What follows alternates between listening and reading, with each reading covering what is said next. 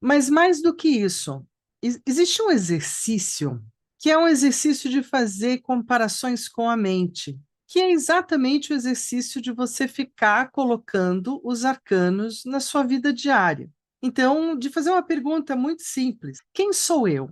Então, assim, pergunta para o arcano: quem é ele? Na sequência, se você já conseguir responder, pergunta então assim: o que é real em você, na atualidade, hoje, agora, aqui na minha vida?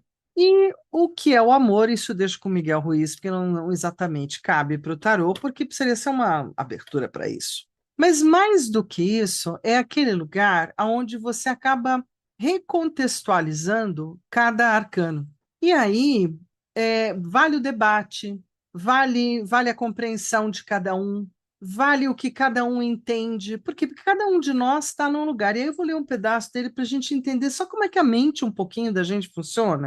Então, o que que é a mente? O que que ela faz? A mente é uma função do cérebro que transforma a percepção em linguagem. As formas com as quais descrevemos a realidade são únicas para cada um de nós. Você tem o seu caminho, eu tenho o meu. A diferença depende de como nosso cérebro funciona, é claro. Depende também de como nos ensinaram a perceber o mundo. Quando a gente vê uma cena, tipo uma cadeia de montanhas, prados verdejantes, extensões abertas de vida selvagem, alguns de nós vão chamar de paraíso. Reagimos com excitação, com prazer, que delícia. Outros, vendo o mesmo cenário, imaginam extrema dificuldade, solidão e reagem com medo, onde uns veem tranquilidade, outros veem perturbação. Se nos ensinaram a ter medo, provavelmente continuaremos com medo. Se acreditarmos que o desconhecido é perigoso, evitaremos novas experiências. Então, desde que a gente chega no mundo, que a gente sai da barriga da mamãe, alguém nos ensina como olhar a vida, olhar o mundo. E é bastante complexo dizer que a gente consiga manter a nossa integridade quanto a isso, já que somos modelados e moldados desde os primeiros instantes. E como cada vez mais somos mais inteligentes, mais capazes, também aprendemos com mais rapidez. O quê? Aquilo que é do meio, aquilo que já está estabelecido. Trazendo à luz da linguagem, o tarô, como ele coloca aqui, vai ser visto por todos nós com as mesmas características. Mesma descrição, mesmas cores, uma variação aqui, outra ali. O baralho vovô, Marcelo, o baralho papai, Rider-Waite-Smith, o baralho filho, que eu tenho chamado filho, já que ele está saindo assim de um lugar muito obscuro e de muito pouco olhar, que é o do Crowley, e começando a ter filhotes, o que é fantástico. O que que tudo isso me traz, né? E a Fernanda falando, não estou tirando mais de livro nenhum, que a gente consegue usar o tarô como a linguagem mestra ou como aquela que está no meio entre vários interlocutores.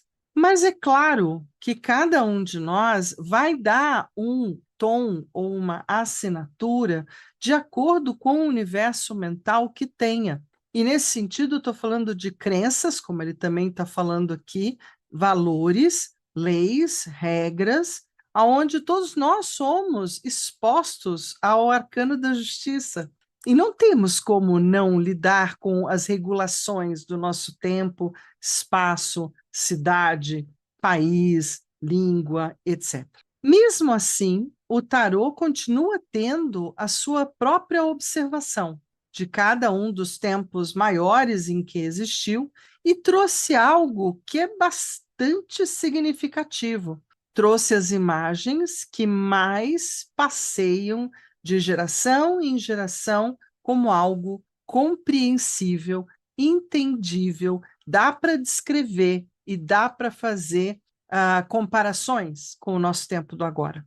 Por isso mesmo, perguntar para cada uma das lâminas, quando você as tem na frente, o que que você quer me dizer? Quem é você mesmo? O que você está fazendo aí? E você gosta desse vizinho que está do lado? Como é que você se sente ao lado desse ou daquele arcano? E isso é o ler o tarô, né? Na minha opinião, claro.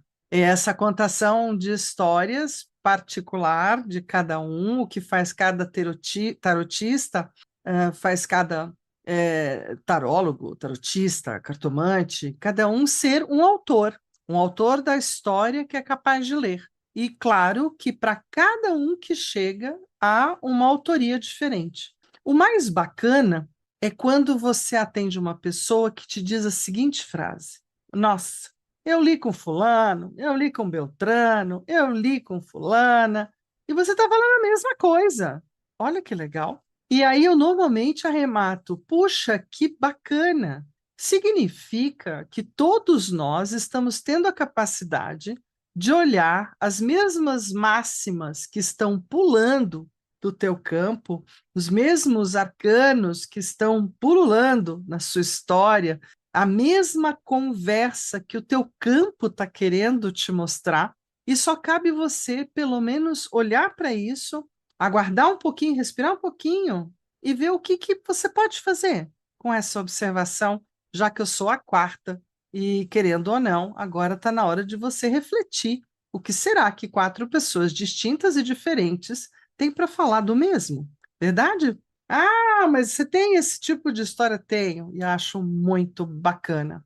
Muito bacana, porque normalmente é assim que se opera as questões ligadas ao campo, as percepções em volta, as sincronicidades daquele momento de vida de alguém. Não é, não vou ser só eu que sou dona da melhor verdade pelo tarô. De jeito nenhum, de jeito nenhum. Eu sou mais uma. Eu sou mais uma que uso o meu ponto de observar para poder falar para você o que vejo. E acho muito interessante que depois do filme Matrix, né, aquele onde tem o oráculo, que é uma mulher, tem a ver com a resposta que ela dá, que não é uma resposta nem que sim, nem que não. Ela já sabe mais ou menos o que ele vai passar, o enredo em si. Então, o que que é isso, na verdade? O oráculo é alguém que consegue ver um pouco mais além, ou fora da caixa de onde você está olhando. E aí, se a gente faz isso direitinho, não, a gente faz. Eu faço do meu ponto de observar o melhor que sei fazer. E talvez ele não bata com o teu ponto de observar, mas fico muito, muito grata quando também estou falando do mesmo ponto, olhando o mesmo lugar que outro taromante, outro tarotista, outro tarólogo também está. Significa que a gente está cuidando de você direitinho.